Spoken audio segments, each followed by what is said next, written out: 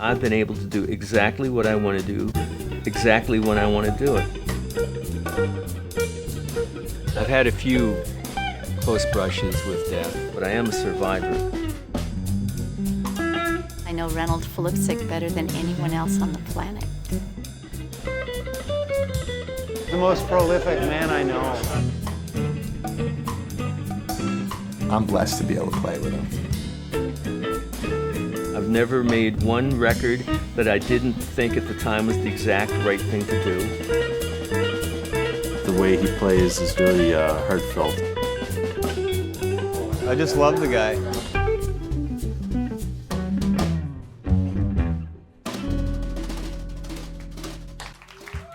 What scares you most? You mean like about what? Like seriously scared Yeah, stuff? what scares you most? Because I would be afraid to death of improvisation and playing in front of people without knowing what my next note is going to be. That's easy. I thought you meant something like really heavy or metaphysical. Or the scariest thing is non-existence. And I think one reason I make so many recordings and write so much music is this futile attempt to kind of overcome that aspect of termination. I think he's got about 35 CDs that he's done. CDs and cassettes and big vinyl records. The tunes that Reynold writes are just really wonderful songs that are very easy to learn for some reason, and they get kind of stuck in your head. One of the things that I really enjoy about Reynold is he really respects the musicians he plays with. He lets you be you, and he rarely says anything about what you're doing because he respects your choices as a player. I was born in a small town called Richmond, which isn't far from St. Cloud. My parents actually lived in St. Cloud. If you really want to get down to details, I was premature, so I was in an incubator for a few weeks and very dangerously close to not making it. I've had a few close brushes with death. Again, when I had tonsillitis and a tonsillectomy when I was 5 and had to have blood transfusions. Because I was kind of on the sickly side the first 4 or 5 years because I was prone to respiratory infections, my mother was a little maybe overly protective of me.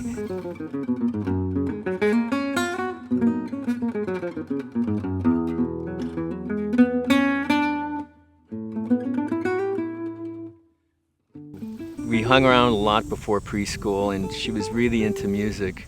And I became very interested in her record collection, which was primarily 45s, but they had picture sleeves in those days, which looked like mini album covers. So with my interest peaked about music in general, and primarily since it was stuff like the Everly Brothers, and I asked for a guitar. They arranged for guitar lessons when I was 5 years old, but my hands weren't big enough. But sometime between the age of 5 and 10, I did find a guitar teacher. Before I was 14 years old, when I joined the Musicians Union, I was playing with musicians that were much older than me and who were, although they weren't professional musicians, they played in bands that played jazz on the weekends. And that was a really good background to have. But of course, growing up in the middle 60s and late 60s, I was interested in rock music and was in a variety of rock bands. The band that I was in high school was called the Curie of Ars, which shows you that it was a bunch of Catholic boys, because the Curie of Ars is a reference to a priest. The Cure of Ars. We played almost every little town between Cherokee, Iowa, and Arthur, North Dakota. Or is that South Dakota? I can't remember. Curie of Ars recorded a single called Oval Portrait. It, for some reason, became really popular on the radio throughout Minnesota. And that attracted an agent. He got us this show through Dick Clark Productions, Happening 69. We went out there and we performed on it. We'd never, ever been to California before. I remember I thought seeing palm trees was like a big wow. We did the show. Three Dog Night was there, a group called Peppermint Rainbow, Spiral Staircase. some guys from the Beach Boys were doing an interview, and of all people, Peter Lawford from the Rat Pack was there. We came back, we did another single that got some recognition. There were a couple of really big major labels that were interested in us, but that basically fell through because they kept wanting us to play in New York, and we were all in high school, and we could basically not even leave Minnesota. I think we could have gotten a lot further if we would have been a little bit older and a little bit more understanding of what we were supposed to do. We were kept being told, you got to keep writing songs, and all we wanted to do was drink beer and chase girls. So we just thought that it's just going to naturally happen for us. We played the gigs, and we played lots of gigs, but I think if we would have been maybe even 18 or 20 years old, we could have made better use out of the opportunity that we had at the time.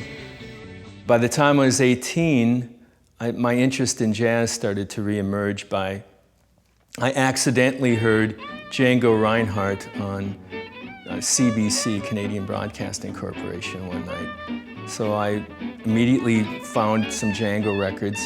That then led me to finding other jazz musicians who were more the American type of jazz musicians, like Wes Montgomery, Joe Pass, people like that. And I tried to make the conversion to be just a jazz musician right after high school, but that was a very difficult time for getting jazz gigs. When I first met Reynold, he was playing rock and roll, but really loved jazz. And even went back to play a little rock and roll, probably in his 20s. But his heart really has been jazz. Much later on, in about the year 2000, gypsy jazz had kind of made an explosion, especially in Europe, and became very popular. And it became popular in the United States, and Django became kind of like the patron saint of all this. It actually helped me get some notoriety again because it was kind of a limited genre, especially in the United States. But I never have ever wanted to be just a purist about it, and that music really drives a lot of purists. I always wanted to do it in my own way with my own tunes and use that influence.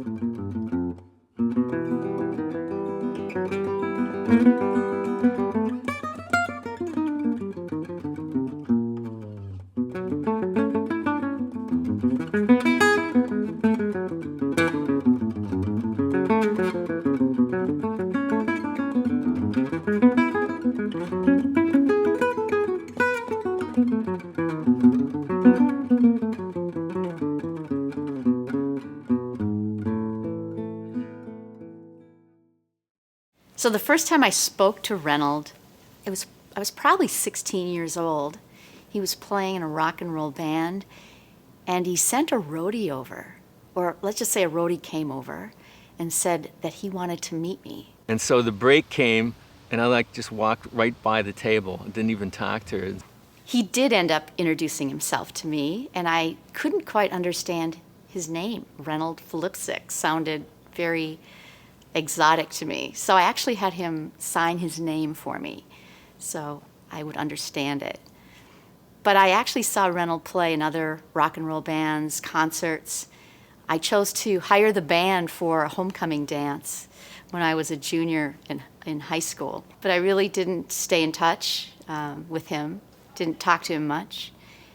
But when I was a junior in college, I happened to be again out listening to bands, and here was a guy that looked really familiar. And she came up to me and she said, you used to play this shit, didn't you? Because I was playing jazz at the time and not playing in a rock band. And he leaned over and said, "Pardon?" And so I cleaned it up a little bit and I said, "You used to play this stuff, didn't you?" And he said, "How did you know?" And I looked at him and I said, "You don't remember me. I remember you. It obviously meant more to me than it meant to you." And at that moment, he was very curious because he had no recollection of who I was. It came back to me who she was, and from that point on, we've been kind of together. And that was probably about 40 years ago. Mary and I had a small male dog, a Lhasa Apso, named Spock. And I noticed that Spock had a small lump in his groin, and before a gig one day, I took him to the vet, and the vet said, "You should watch this. This could be cancer." Right before the gig, when I was taking a shower, I noticed a small lump in the exact same place on me, and that led me to go to the emergency room, and luckily there was a urologist there, and he just told me without any further tests that they would have to do surgery the next day.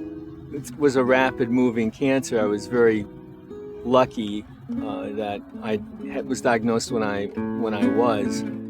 I actually took my whole musical career more seriously, and I was determined to make at least one album a year from that point on, and I've done that or more. And it's not just some kind of vanity thing. When you face mortality before you're 30 years old, there's never a day that you don't forget that you're going to not be around forever. So you really start to be concerned about what kind of legacy you're going to have and what contribution you can make. And that's why I got really serious. And that's why I have such a vast back catalog of recordings. There are some musicians who find their own so-called voice really early. I would say Pat Metheny's a guy who was pretty fully formed by the time he was 22 and had his own sound and what he was doing. Django probably was like that too. Well, it didn't work that way for me, probably because I bounced around through so many genres of music. I played pop music, I played rock music, I played jazz, I played everything. I was kind of swimming around trying to find what I did. I wanted to be a singer-songwriter for a while, then I just wanted to be a jazz guitar player, then I wanted to be a gypsy jazz guitar player, but do it on my own terms. Finally, within the last 4 or 5 years, I kind of found what it is that I do. And I can't really say, I can't make a description exactly of what it is that I do, but it's a synthesis of all the influences that I've had. But I definitely now know that it's true because even friends of mine, friends even in radio, tell me that within a couple of notes they can tell that it's me, or they can tell it's a tune that I've written. And that's what everybody's trying to accomplish. And I guess even though it's kind of come late to me, it's better late than never. It makes me glad that I didn't give up.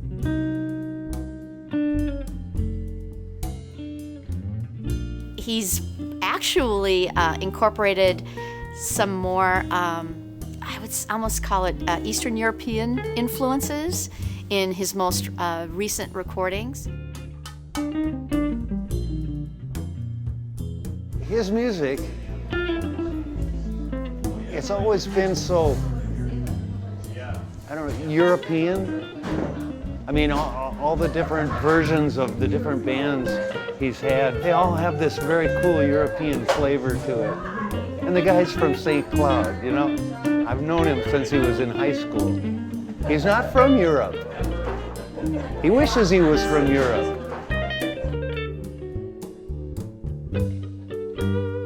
The music he's done has kind of been influenced not by gypsy jazz, but by other styles of music, and something maybe that comes from more of his soul, from where his bloodline probably comes from.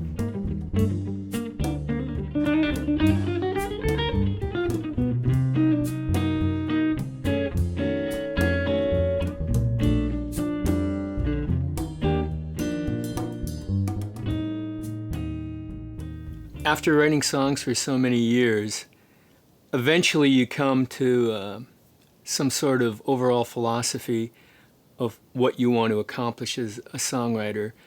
For me, it's become really clear that the best stuff I do has a certain sort of simplicity to it. I like brevity. I don't like things that are long-winded or overly long. So simplicity, clarity, and brevity are very important. And basically, there are several ways that I write songs. I think the most efficient and best way is if you just get some sort of melodic idea or harmonic idea in a natural sort of way, like you're jogging or driving a car and it comes to you and you can like sing it into your phone or just get home in time and try to find it. An example of that would be a song like Tempest Fugit, where the idea, the melody just kind of came to me.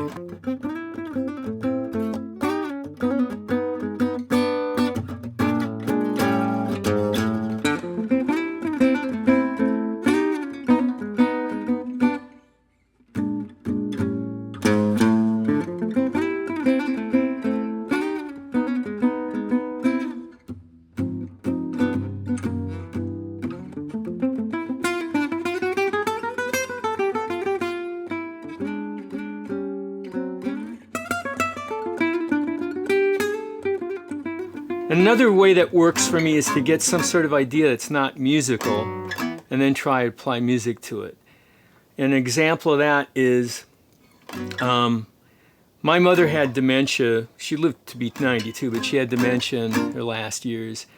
And she had something called aphasia, which means she couldn't speak. And for years, she wasn't speaking. And I was in the nursing home sitting with her.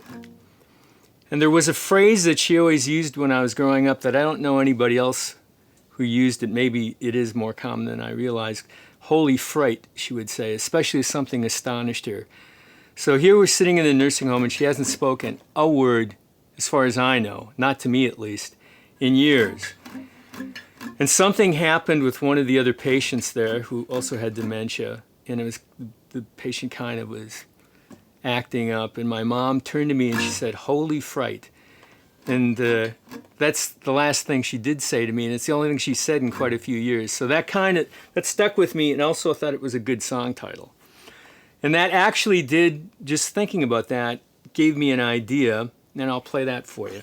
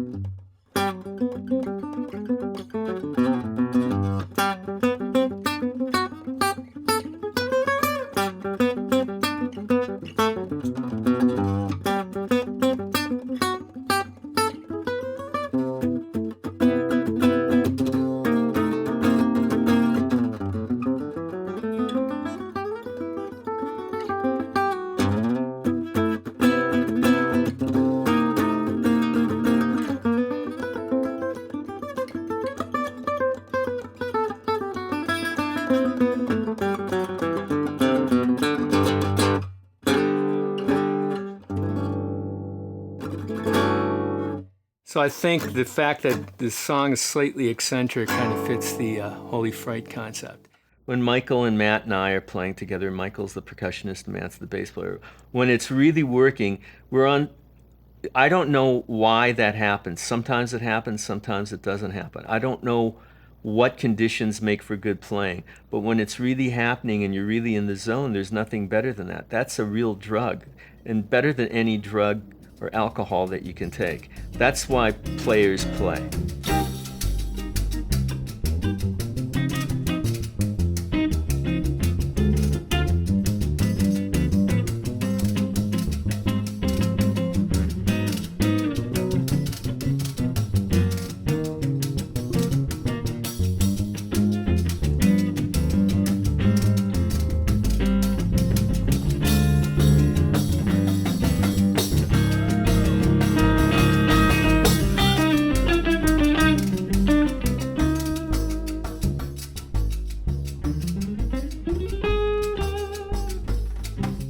You live for the nights that it really works. And that's why I like improvising. I love to write music, and I try to write strong pieces that aren't just improvisational vehicles, but nice pieces on their own. That's why I write solo guitar pieces that are stand-up pieces as well.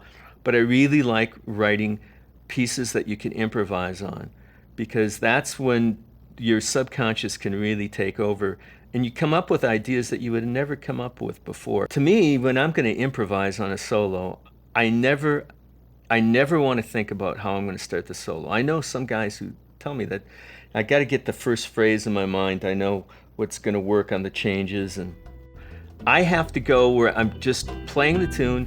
I get to, okay, now I got to improvise. Then I have no idea. I just like grab something and I go for it.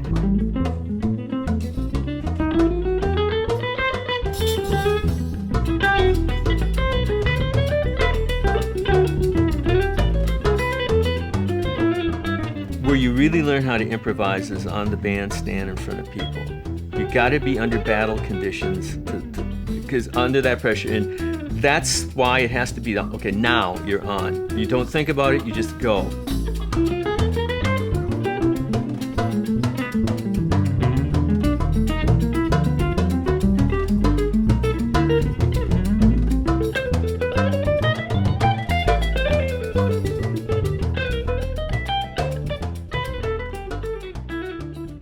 Oh, that's pretty good, yeah. Yeah, if you need a lot, that thing's real hot. You know. Right on my way here. Well, I know the South Nice. Let it stop playing. So. Okay, let's start talking about the tune a little bit. Can we now? Yeah.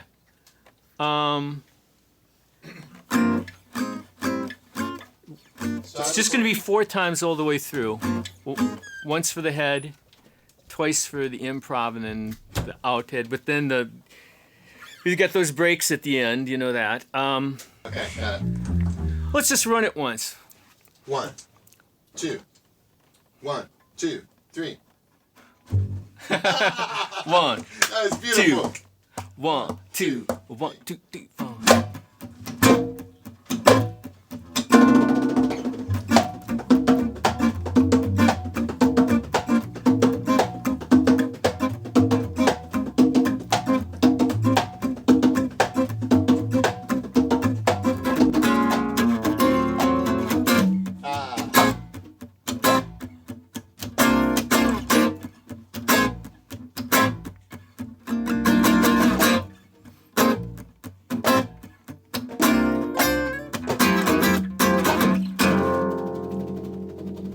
Yeah. Now that we're thinking about those breaks so much, that's when it gets hard to play. When we're not thinking about it, it's easier.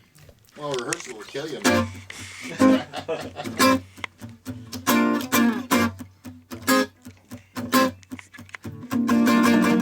Even more dramatic, I'd say. Yeah. Okay. And I like it. I like how we kind of sneak into the tune like that too. That's okay. Okay. Let's try. You ready, Stein? At the beginning you're talking about? Yeah. Okay. As long as we're clear Michael's on gonna count it. 1, 2, 1. So you want to go 3, 4? Okay. 1, 2. 1, 2, 3.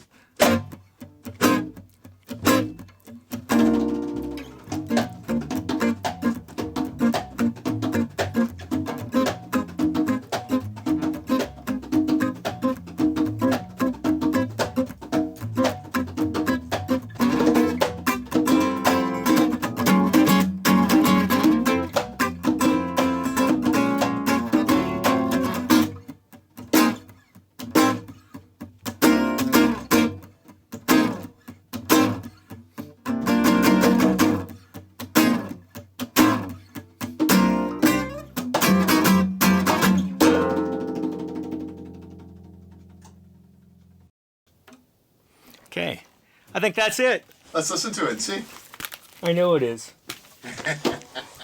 If I do have a favorite project or CD, it's probably Global Home Movie. So at this point, Reynold and I had been married a few years. We decided we would do a trip around the world. And what he found is every country he visited made a tremendous impact on him. It was really cause of inspiration. We had no children, and that's the end of that, I guess. That's not necessarily a bad thing. As you say, we have plenty of relatives who have little children. I do say we've put a little Chlorine in the gene pool. chlorine in the gene pool. Absolutely, absolutely. Anyhow. But you're the end of your bloodline. What, am I supposed to feel guilty about that? No, Okay. no. That's why I make so many records. That's what I'm leaving behind. They're your children. Yeah. Although, who knows how long CDs last. I expect them to last a long time. Even though I haven't become a household name, I've been successful enough that I've been able to do exactly what I wanted to do my entire life.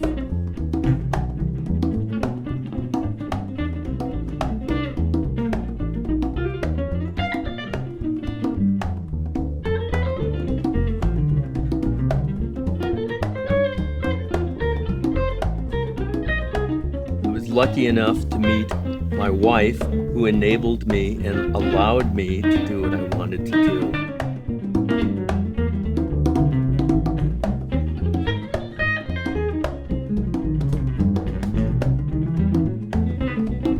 He always played, even though in rock and roll, he always played a real tight guitar. It was always very clean and very crisp, a lot of attack. He's been a great inspiration. It's really been a treat to watch over the years. Whenever he played, I never wanted him to stop. I just never wanted him to stop. It just doesn't get old. Sad, mysterious, moving kind of music.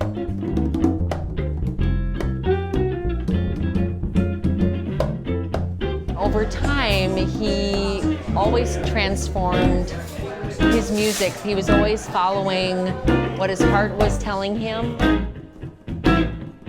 I look forward to playing with him for many years to come.